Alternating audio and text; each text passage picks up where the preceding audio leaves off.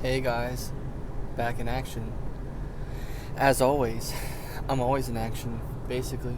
That's why they call me Action Jackson. Action Jackson? No, Action Jackson. Anyway, um, yeah, so I'm trying to remember where I left off. Oh, yeah, I do kind of. Sorry, yeah, you can probably hear me better. I hear. Uh, yeah, so I moved back to Maryland.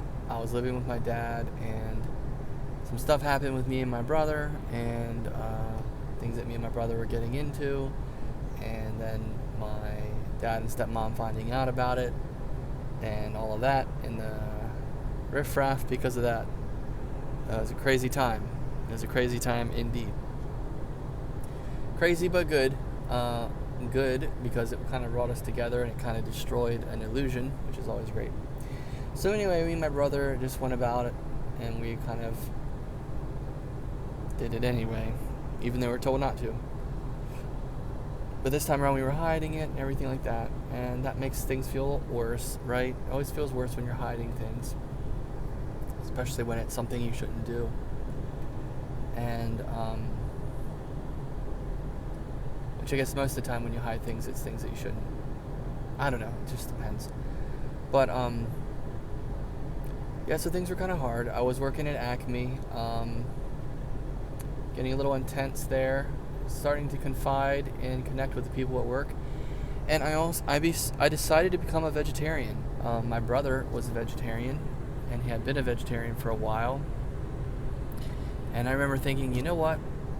If he can be a vegetarian, then I can be a vegetarian. Let's give this a shot. That's how I felt. Big deal. Big change. Not easily just jumping in there. But I did. And I was a vegetarian. And I started noticing myself becoming more sensitive. And then around November, and specifically November 11th, 11/11, started having some synchronicities and things like that. And all these kinds of feelings and stuff like that. Just trying to eat better, being more intentional, becoming more aware. And my brother and I got into this dude named Ralph Smart on the internet.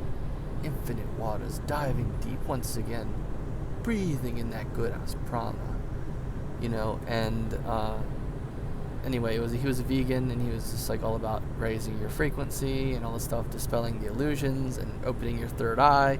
And so we got into that, and then started getting into crystals and all this stuff, and I was like, I was jazzed. I was so jazzed. I was so stoked. I was so excited.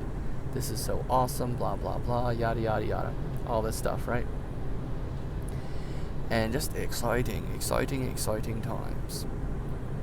And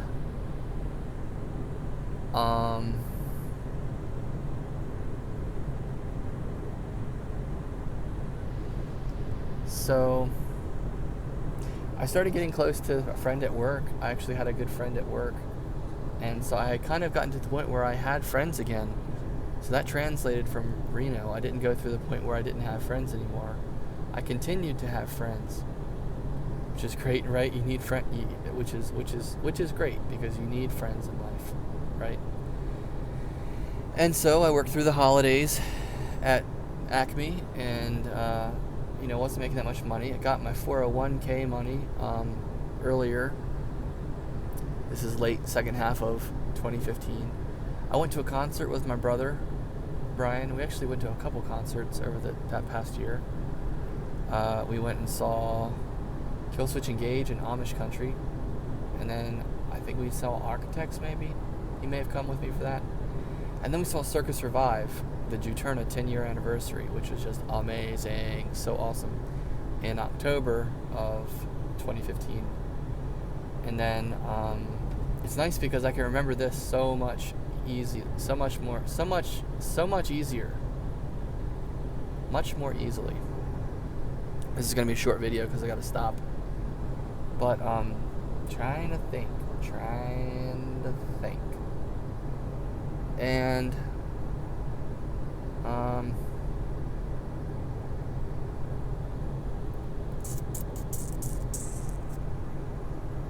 so I worked through the holidays, and Oh yeah, we had Thanksgiving. My dad had it at his company, and that was really cool. And I ended up meeting a new family who was friends of our family, and in a lot of ways, 3 brothers and their mom. And the oldest brother was really good friends with my cousin, and he also knew the middle son. He also knew all of them and their mom. But the middle son, Josh, was really good friends with my brother, Brian, who was my partner, my partner in crime, so to speak. And so I met them, the Thompsons, and it was awesome. And we all became friends. And I saw my cousin Dylan again for the first time since coming back from Reno. My cousin Kelly. It was awesome. And like I said, we had Thanksgiving at my dad's work. That was cool. Just cool stuff all around, right? And then my mom Rose was in the nursing home. She had been put in the nursing home because she was fading. She just couldn't live at home anymore with my dad. It wasn't good for her. So she was in the nursing home, and we went and visited her around Christmas time.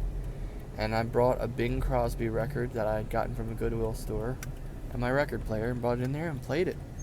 And we sang some Christmas songs together. That was really cool and special. Yeah, really cool and special.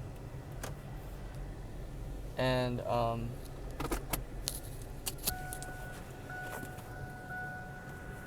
I had a rough time because I visited my mom Rose in the nursing home around the holidays, and I realized she was on her way out. I knew she was getting ready to pass away in the near future, and at that time I had the Thompsons around me, these brothers, and I just remember thinking, and one of them's girlfriend. It was just such a great group of warmth and love and realness and just goodness, genuine goodness, And I remember thinking, like, I'm losing Mom Rose right now, and I'm surrounded by this family right now, and I feel all this warmth and all this love. This is my new family, kind of, these friends. I remember thinking that and feeling it, really knowing it and believing it. And me and Brian would hang out with them and just have a great time. And yes, we would go puff on the green dragon, let's say. It sounds horrible. I'm so not trying to glorify it, you guys. I just don't want to say certain things because I hate saying them that way. But I had such a great time with them, connected with them, laughed so hard, bonded so much, all these things. And then the new year came around, and it was really interesting and really gray for a while after Christmas. Gray weather, so, and I was still a vegetarian.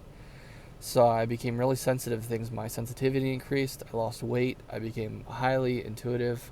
I mean, anyway, I'm just saying that stuff. But I did feel like my awareness increased and my ability to perceive and all these kinds of things increased. I did feel like it was increasing when I stopped eating meat because my vibration was increasing. I guess. I'm not into that stuff, but that's just I'm guessing.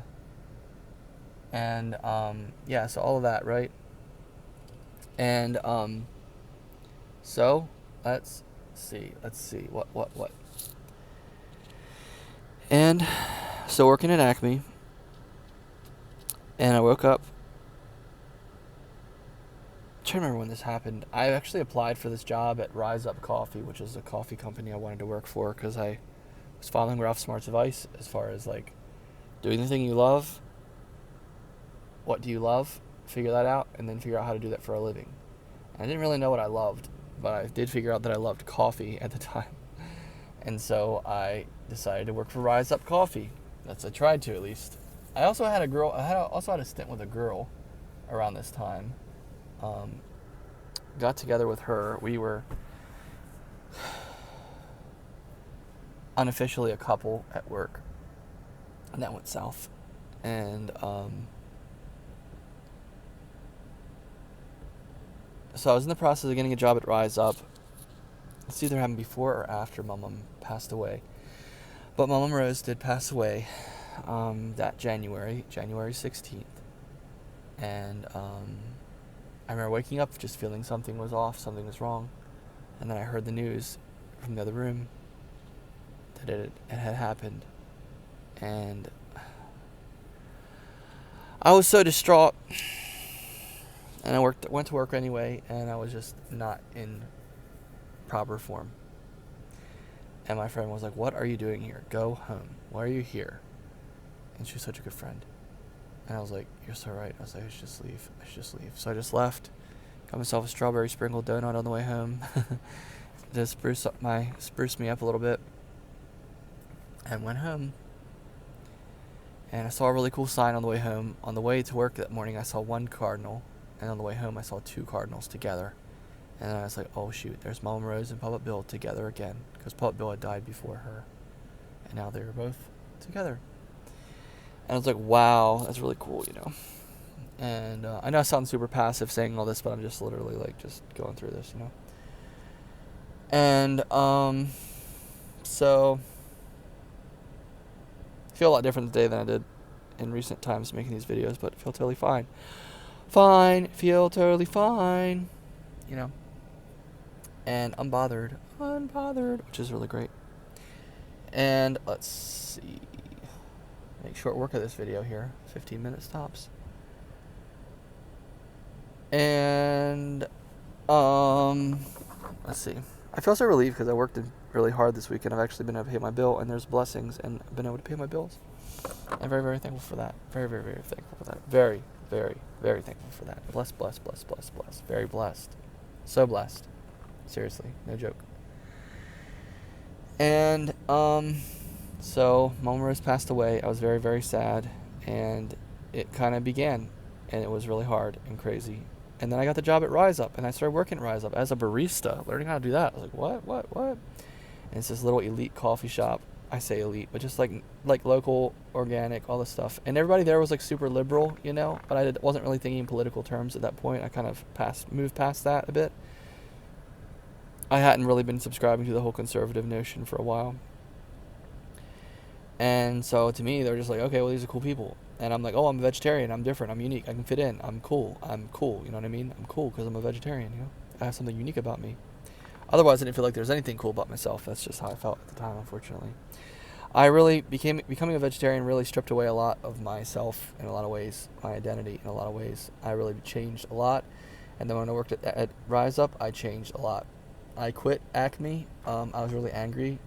I worked a vacation for someone. I was supposed to get their pay rate, and then all this stuff happens, and I get my paycheck, and it ain't at the pay rate. I'm like, what the frick is going on? Why don't you pay me right? And I took my shirt. This is really immature, but I took my Acme shirt off. I drove by the front of the store, and I threw my shirt out the front of the window in front of the store. Because like, that's what I think of you freaking jokes. That's what I was thinking at the time. That's where I was at the time. So that's what I did at the time. And came back and everything, got paid. Ended up getting paid right and everything, but then ended up quitting anyway because it was time to quit. Got to move on. Time to work at Rise Up full time. Became full-time barista. Learned how to make drinks, all this kind of stuff. I'm like, I'm going to coffee college. That's what I called it, coffee college. And I was like, oh yeah, here we go. This is awesome. I'm not actually going to college, but I'm going to coffee college. That's pretty cool, right? That's cool. That's as cool as I can be right now. That's as cool as I can be. I was like, wow, that's really cool. So I was like, all right, this is cool. So, lots of really good times. Became more confident, became more comfortable working with high-class people, basically. Good quality people. Really cool people. Really cliquish people. Really like borderline snobbish people in a way, but also really good-hearted people at times. Hard to explain, just like it was its own culture, and it was cool. They were the cool club. It was the cool coffee shop. And if you went to Rise Up, you were cool. It was just how it was. That's just how it was. And it still is that way in a lot of ways. I'm totally over it. By the way. I'm so over it. But anyway, past it, or I don't know, just graduated. Graduated from it, I guess. Was barista, and then summertime came around, and then August comes around, and I'm like, oh shoot, I feel like I'm moving back to Reno. I think it's time. I'm going to move back to Reno. I'm like, okay, that's what I'm going to do. And so I talked to them at Rise Up. I'm making my plan. I'm moving back to Reno because I'm just like, I'm just really struggling here. I don't want to do this anymore. Blah, blah, blah. This whole thing ain't panning out the way I wanted it to, the way I thought it would. Coming back and owning life from Reno, it ain't working really good. Low pay rates in Maryland, and still living with my dad, blah, blah, blah. Oh, I meant to say earlier, I did get my 401k cashed, and then I got like several $1,000s, which was wonderful, amazing. I never had that much money at once in my life, really. But I did at that point. And so what did I do? I invested it in myself, in my room, in my... Didn't really spend a lot of money on any one thing, but I got furniture for myself, things here, things there, things here, things there. Food, this, that, the other. Shopping at Target, money, pew, real quick. Getting candles, getting little furniture things, record players, surround sound, different little thingies here and there, all these kinds of things. Didn't blow it all, but, at once, but did eventually. And so I'm just like, I want to move back to Reno, I think. I don't want to be here anymore, I don't think. And I had actually visited. I actually did fly back to Reno. Forget when. Maybe in June, maybe May. I think it was like May actually of 2016.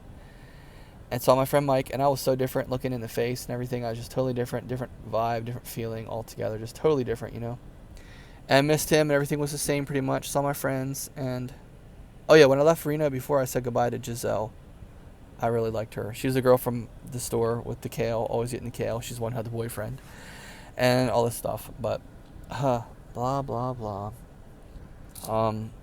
Go to Reno, visit for a week, vacation, come back, and then I'm like, oh my gosh, want to move back, and I decided I was moving back to Reno. And then after that, I met this girl at Rise Up that I worked with, and she wanted to go ride bikes. I was like, that's cool. I had already, when I started working at Rise Up, I was like, dang, there's all these. I was like, dang, there's a lot of hot girls here. That's how I thought at the time. That's what I thought at the time. I was like, dang, there's a lot of hot girls here.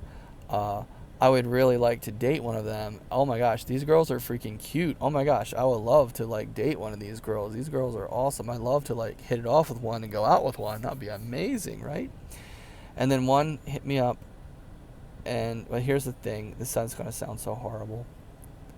She was technically hot, but she wasn't that hot, if that makes sense.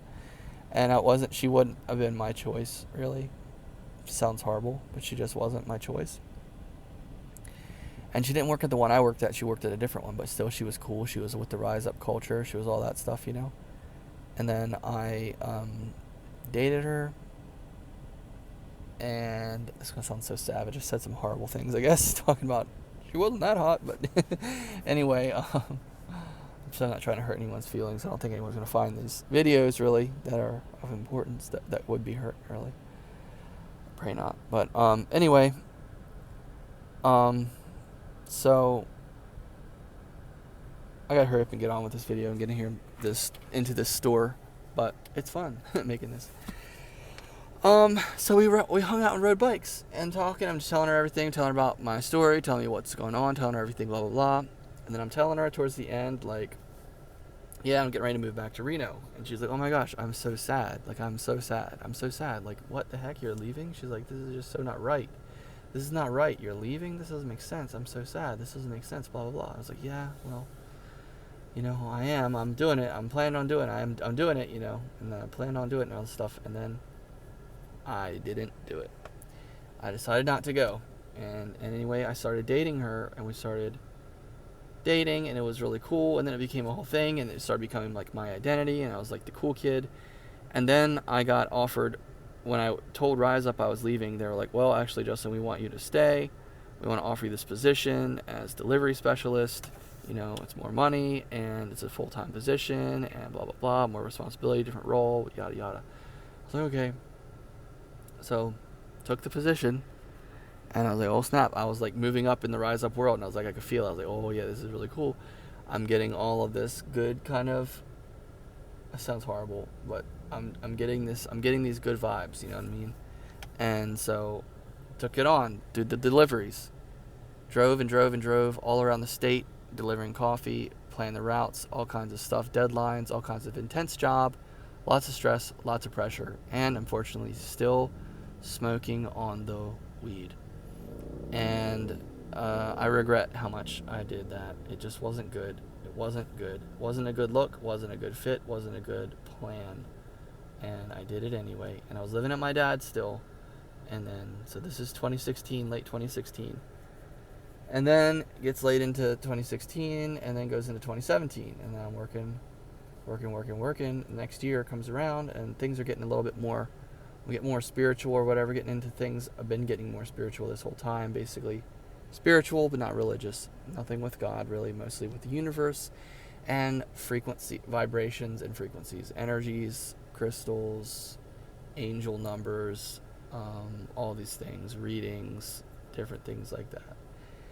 All in all, not really good things. And get some Reiki done, meet someone and get some Reiki done, and that was cool. But and my brother's into crystals too, so we drive all the way to this crystal store, like an hour and a half away, and go buy crystals and oogle at the crystals and have a good old metaphysical time, have a good old emotional, spiritual time, and blah blah blah. And I ended up breaking up with this girl because we were not getting along, and I was becoming quite a jerk. I was becoming a jerk. Because I was just like, I don't know what I'm doing. I don't know why I'm doing it. I don't know why. I'm into like all these weird, everything except for spells and rituals. But I was kind of into different weird stuff about manifesting money and all this kind of stuff. Keeping certain dollar bills that had certain numbers on them and like something. It was pretty lame. I'm not going to lie. It was pretty lame. I regret it. It was a weird time. And that was where I found my meaning in life. It was very sad. Because that's the depth of my life. That's the depth of the meaning I had in life at that time. Things that matter to me. Not a lot. It's hard to make sense of things when you're smoking the reefer. And and listen to a lot of Drake. Thinking I'm a rapper, thinking I'm this, thinking I'm that. All this stuff. Just crazy stuff. Not living wisely, not spending the time wisely, blah, blah, blah. Have a troublesome friend that I hang out with bad habits and blah blah blah involving my brother, and it's just not good. And so eventually I move in with my mom because I moved away from my dad and just moved in with my mom, and things are going crazy there, so that's what I did. And moved into an old camper at my mom's house. I made it my home and invested all this money into it, to making it better and blah blah blah. Fixing it, winterizing it, putting a propane tank in there so I could live, a heater, and doing that, and all this stuff, and just life is just not really looking that great, honestly.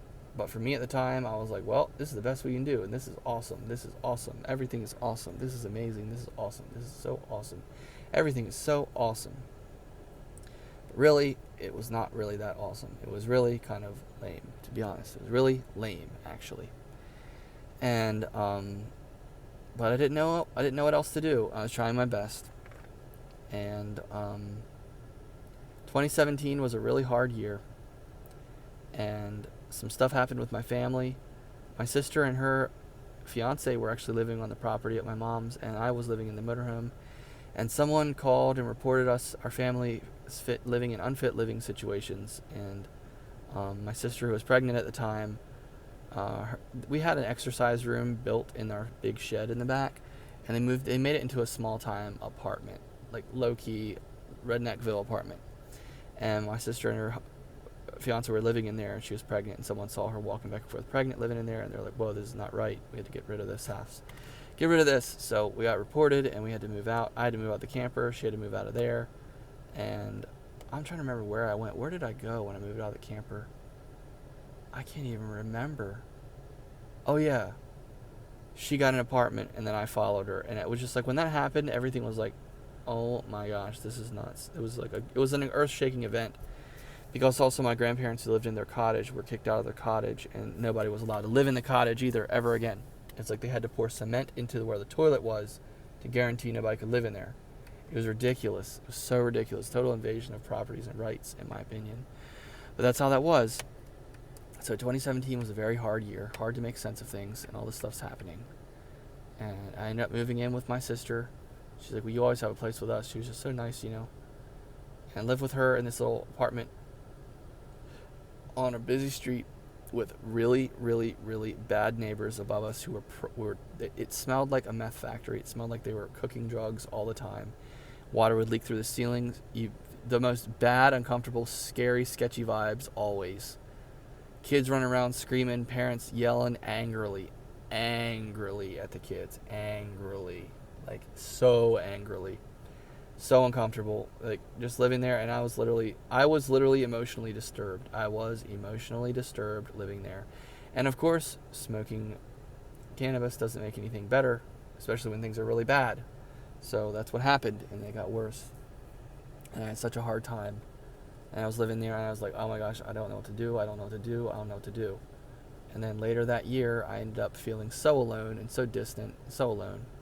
Driving, working on the road, and feeling empty, feeling lost, feeling purposeless, feeling without direction, feeling like I can't talk to anybody. I can't go to my dad. I can't tell anybody what's really going on because no one's going to understand.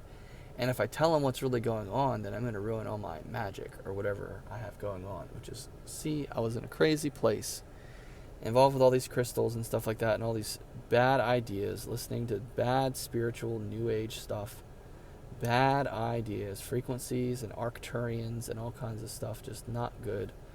Pleiadians, channelings, all these things, not good. All these things, not good.